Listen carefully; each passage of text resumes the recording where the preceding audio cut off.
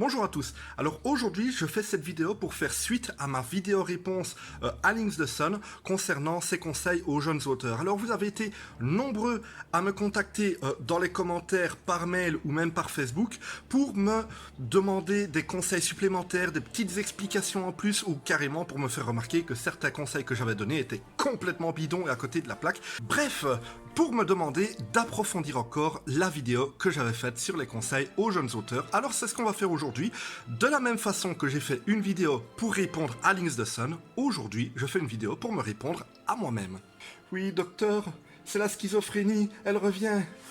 Comment ça vous n'êtes pas là? Notez évidemment que ma première vidéo de conseils aux jeunes auteurs et celle de Links the Sun sont dans les commentaires. N'hésitez pas à aller les voir avant de regarder celle-ci pour avoir tout le cheminement. Alors avant de commencer, je précise juste une chose, cette chaîne n'a pas pour vocation de devenir une chaîne de conseils aux jeunes auteurs ou une chaîne sur la littérature. C'est juste que j'avais envie de partager 2-3 conseils que j'avais à donner sur cette chaîne. Et vu que Links the Sun avait fait la vidéo, il y avait moyen de rebondir dessus parce qu'il y avait des choses que je pensais qu'il fallait approfondir. Et là, avec toutes vos demandes, toutes vos questions et toutes vos remarques, il y a matière pour en faire une autre. Il y en aura peut-être une troisième, il y en aura peut-être d'autres et tout ça, mais ça reste une chaîne de let's play narratif.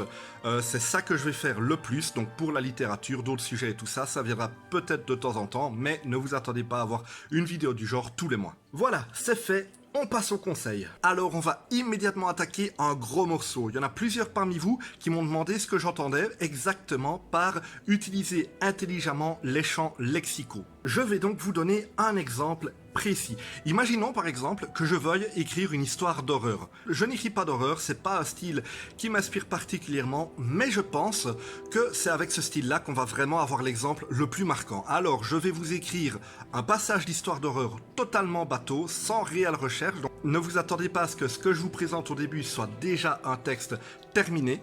Et ensuite, on va remplacer certains mots par des mots du champ lexical de la peur. J'insiste sur le fait qu'on va juste remplacer certains mots. Il va pas y avoir de nouvelles idées qui vont être ajoutées, il va pas y avoir de changements dans le texte, c'est juste que voilà, un texte écrit normalement et un texte écrit avec le champ lexical de la peur, le même, vous allez voir, c'est totalement différent. Alors j'ai écrit, il entra dans la pièce, seul. La lune envoyait sa lumière à travers une vitre fendue. Au loin, il entendait les chauves-souris pousser leurs cris aigus. Vous voyez, ça, c'est une description des faits, mais ça ne crée vraiment aucune atmosphère. Voilà, maintenant, on va garder ce passage, le même, exactement. On va pas changer les idées, mais vous allez voir, on va changer quelques mots. Alors, pour commencer, seul, c'est bien, c'est un fait, mais on va remplacer ça par la sensation d'être seul, c'est-à-dire isolé. Ensuite, la lumière de la lune. La lumière, ça fait peur à personne, que du contraire. Alors on va remplacer par un autre mot, son spectre. Voilà, un spectre, ça fait peur. Ensuite, la vitre fendue. On va plutôt utiliser un mot qui évoque une blessure. On va dire que la vitre est meurtrie. Ensuite, le cri des chauves-souris. Un cri, c'est bien, mais on va plutôt employer un mot qui évoque vraiment quelqu'un qui a peur. On va parler des hurlements. Et enfin, aigu. Aigu, c'est un terme qui décrit la fréquence d'un son. Donc plutôt que de parler d'un hurlement aigu, on va parler d'un hurlement diabolique. Et nous obtenons donc, il entra dans la pièce, isolé. La lune renvoyait son spectre à travers une vitre meurtrie. Au loin, il entendait les chauves-souris pousser leur hurlement diabolique. Voilà, vous voyez, là on a créé une atmosphère, simplement en préférant utiliser des mots en rapport avec l'atmosphère qu'on voulait. Ça a déjà plus de gueule, hein? Et encore, là j'ai juste remplacé certains mots. Imaginez si je commençais à ajouter de nouvelles idées, et de nouveaux éléments, par exemple, si je commence à parler du spectre de la lune qui s'étale misérablement sur un plancher grinçant à chaque pas, comme un animal rendant son dernier souffle. Ça commence à ressembler à une histoire d'horreur. Bon, après, il faut pas abuser de ça. Si jamais vous écrivez un texte en mettant un maximum de mots comme ça pour essayer de donner une ambiance, à un moment donné, ça peut devenir lourd. Donc il faut savoir jouer, il faut savoir avoir le bon équilibre, mais ça viendra en vous relisant, vous verrez si jamais vous allez trop loin, j'imagine. Ensuite, vite fait bien fait, il y en a plusieurs parmi vous, même de nombreux parmi vous, qui m'ont fait remarquer que non, certains parents n'étaient pas trop gentils. Il y en a même qui m'ont fait remarquer que eux, leurs parents avaient été très sévères avec eux justement, et que dire « ne demandez pas à vos parents, ils vont être trop gentils », c'est pas applicable pour tout le monde. Et évidemment, je parlais de mon expérience personnelle, mais oui, vu comme ça, effectivement, ça peut pas s'appliquer à tout le monde. En tout cas, retenons que trop gentil ou trop sévère, on peut se dire que nos proches ont plus souvent tendance à manquer d'objectivité. Bon, après, il y en a qui m'ont dit que leurs proches avaient su être totalement objectifs, et ça fout mon argument en l'air. Tant pis. Alors vite fait, c'est pas un conseil, mais tant qu'on parle de bêta lecteur, il y a une chose que j'aimerais mettre au clair. Depuis que j'ai sorti ma vidéo de réponse à Links the Sun, j'ai reçu beaucoup de demandes de certains d'entre vous, d'auteurs débutants, qui m'ont demandé d'être leur bêta lecteur et de relire ce qu'ils étaient en train d'écrire. Alors j'ai dit non, et je répondrai toujours non. Je vais vous expliquer pourquoi. Il y a plusieurs années, il y a une fille que je connaissais un peu parce que je l'avais vue à 2-3 jeux de rôle grandeur nature et elle m'avait demandé d'être son bêta lecteur. Moi, j'avais accepté. Le problème, c'est que sans aller jusqu'à dire que ce qu'elle écrivait était mauvais, j'ai trouvé énormément de points négatifs et de choses à améliorer. Il y avait des passages, notamment dans les scènes d'action, où on comprenait pas trop quel personnage faisait quoi.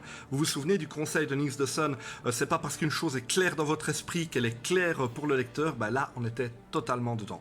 Il y avait aussi une grosse incohérence dans l'histoire et les personnages, enfin voilà, il y avait beaucoup de défauts selon moi. Du coup, en tant que bêta lecteur, je lui ai présenté ma liste des choses que j'estimais être à améliorer. La liste des points négatifs était donc très longue, mais malgré que je lui ai présenté avec une franchise obligatoire dans ce genre de cas, je lui ai aussi présenté avec toute la courtoisie possible. Oui, j'ai dit malgré que. Elle a senti que je n'avais pas aimé, j'ai senti qu'elle l'avait senti, et en fin de compte, ça a été une expérience agréable ni pour elle, ni pour moi.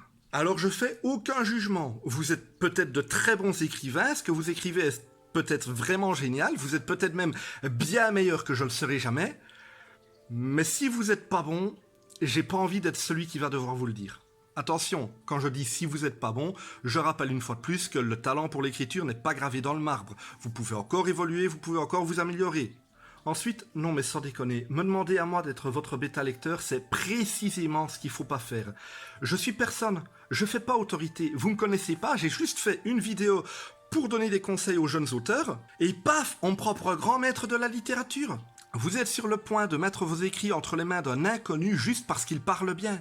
Il faut pas faire ça. Moi, je suis personne. Je vous l'ai dit, je bosse pas dans le milieu de la littérature. Écrivain, c'est pas mon métier. Je pense être un bon auteur. Il y a des gens qui pensent que je suis très bon, mais j'ai jamais dit que j'étais exceptionnel non plus. Je suis pas un grand auteur, juste un mec qui aime écrire et qui le fait bien. Rien de plus. Mon opinion ne vous apportera rien de plus que celle d'un ami sincère qui aime lire.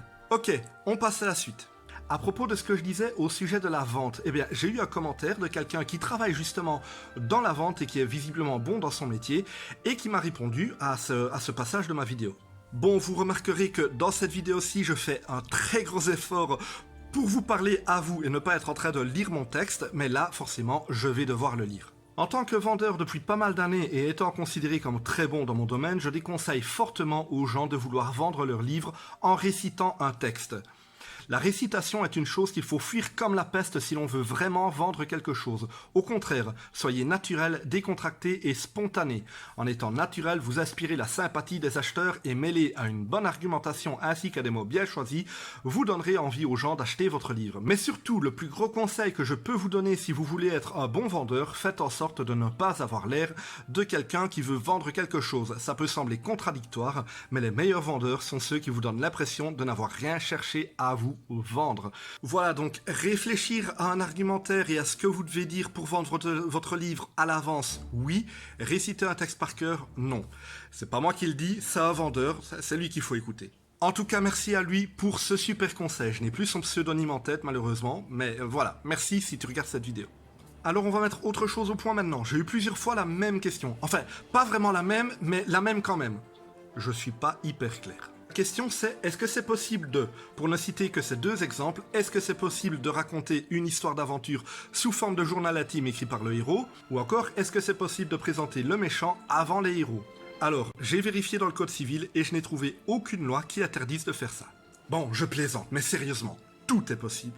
Si vous avez envie d'écrire, je sais pas moi, l'histoire sans aucun dialogue d'une grenouille qui chasse une mouche, écrivez ça. C'est votre écrit, vous en faites ce que vous voulez.